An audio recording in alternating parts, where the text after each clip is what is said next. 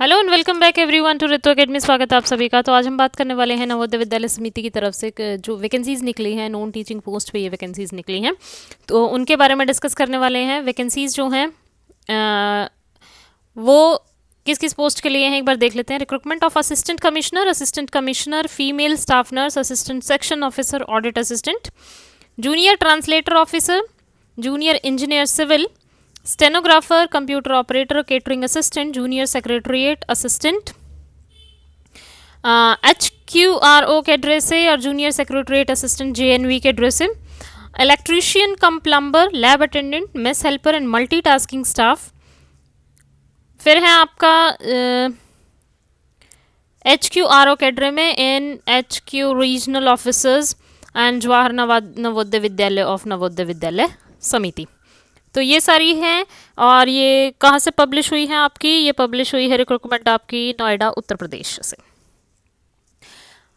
ये पूरी वीडियो जो है वो बहुत लंबी है। हर पोस्ट के लिए क्या क्वालिफिकेशन है, क्या पे स्केल है और कितनी पोस्ट किस कैटेगरी में है, वो पोस्ट वाइज डिफरेंटली कैटेगराइजेशन करके बताया हुआ है। तो पूरी वीडियो पूरी डिटेल्स इस वीडियो में कवर करना बहुत डिफिकल्ट है। तो ये मैंने ऑलरेडी टेलीग्राम पे चैनल पे डाल रखा है। टेलीग्राम चैनल का लिंक जो है वीडियो के डिस्क्रिप्शन बॉक्स में दिया हुआ है, तो आप वहाँ से जाके चेक कर सकते हैं। और अगर आपने टेलीग्राम चैनल को ज्वाइन नहीं किया तो प्लीज़ उसको ज्वाइन करिए, क्योंकि सबसे पहले किसी भी जॉब की नोटिफिकेशन जो है टेलीग्राम चैनल पे आ जाती है।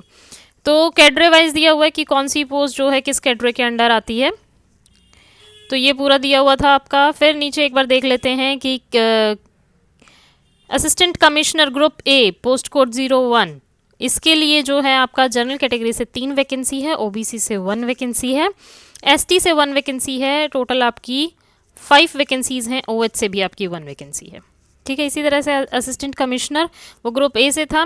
ये assistant commissioner admin group A, तो इसमें जनरल की 2 वैकेंसीज हैं और टोटल आपकी 2 ही हैं। फिर फीमेल स्टाफ नर्स जनरल की इसमें 35 वैकेंसीज हैं, EWS की 7, OBC की 22, SC 12, ST 6, OH 2, VH 1, others का भी 1 और टोटल जो हैं आपकी 82 वैकेंसीज हैं। तो इसमें अच्छी खासी वैकेंसीज निकल के आई हैं।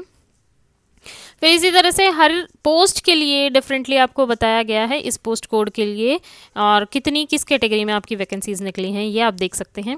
उसके बाद इसमें दिया गया है आपका क्वालिफिकेशंस के बारे में और एलिजिबिलिटी क्राइटेरिया। तो असिस्टेंट कमिश्नर के बारे में देख लेते हैं। लेवल 12 दिया जाएगा, जिसमें आपकी पे बनती है 78,800 से लेके 2,09,200 तक का पे मैट्रिक्स हो जाता है। अपर एज लिमिट जो है 45 ईयर्स है। असेंशियल क्वालिफिकेशंस क्या होंगी? मास्टर डिग्री होनी चाहिए ह्यूमैनिटीज़ में, साइंस या कॉमर्स में from a recognised university. Person holding analogous post और post of principal in the level 12 in the pay matrix, या फिर एटलीस्ट 5 ईयर का एक्सपीरियंस हो with level 10 above in the educational planning and administration in any government, semi government, autonomous organization. फिर desirable में हो आती है आपकी experience of working in a residential school system and research work done in the field of education. तो ये था। फिर एडमिन में जो आता है लेवल 11 की उसको मिलेगी असिस्टेंट कमिश्नर को। अपर एज लिमिट इसकी 45 है। असेंशियल क्वालिफिकेशन है ग्रेजुएट होना चाहिए किसी भी रिकॉग्नाइज्ड यूनिवर्सिटी से, and holding analogous post on regular basis with 8-year service in the level 7. तो and third one है possessing experience of handling administrative financial matters in the responsible capacity in central state government autonomous statutory organization. ठीक है। तो ये सारे दिया हुआ है। इसी तरह से फीमेल स्टाफ नर्स की भी क्वालिफिकेशन दी हुई है। 12th पास होना चाहिए आपका, 3 ईयर का डिप्लोमा या सर्टिफिकेट होना चाहिए नर्सिंग में, BSc नर्सिंग या फिर किसी रिकॉग्नाइज्ड यूनिवर्सिटी से हो, इंडिया के साथ रजिस्ट्रेशन हो स्टाफ नर्सिंग काउंसिल में, एंड प्रैक्टिस एक्सपीरियंस हो 2 ईयर्स का किसी भी हॉस्पिटल या क्लिनिक में, और वर्किंग नॉलेज हो हिंदी में या फिर रीजनल लैंग्वेज इन इंग्लिश में। ठीक है, ये दोनों लैंग्वेज आनी चाहिए।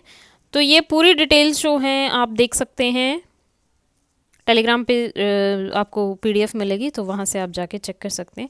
कंप्यूटर ऑपरेटर में लेवल 4 का मिलेगा, जिसकी सैलरी बन जाती है 25,500 से लेके 81,100 तक का एंड 18 to 30 ईयर्स जो है एज लिमिट होनी चाहिए।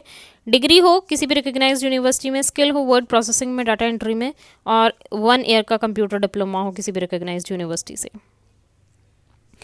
और नोट दिया हुआ है नीचे, 1 year computer diploma from recognised institution, the diploma must be issued by an institution authorised by central state government to award such diploma.